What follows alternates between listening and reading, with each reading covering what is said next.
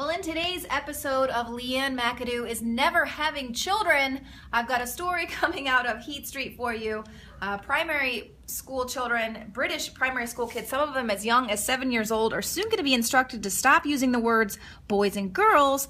Instead, they'll be taught terms like genderqueer and intersex.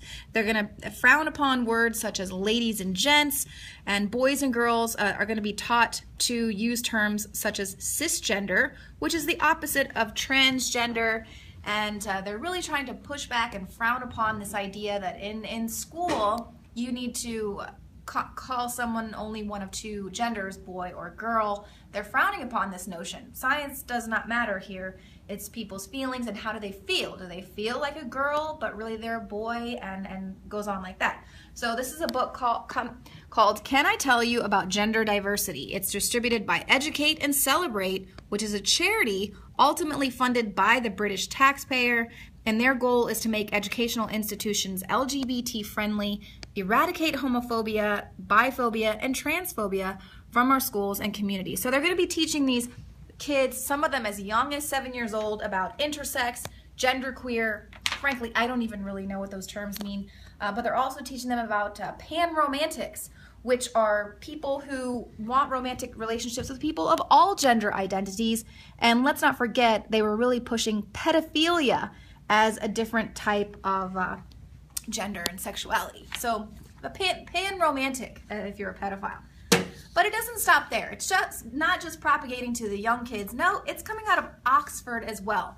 These are now Oxford students who are getting this leaflet that's being passed around by the union, insisting that students refer to one another as Z rather than he or she.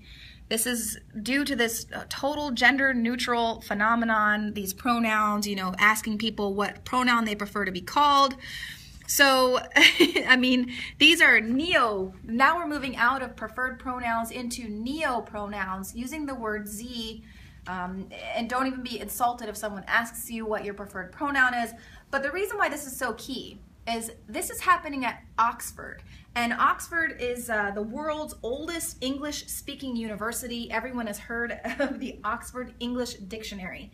So this is a school, it's one of the most widely recognized custodians of the language that we use. And now they are telling their students, these probably SJW students there at the student union, are really pushing this idea that instead of he or she, we should all be saying Z. So this is pretty extreme.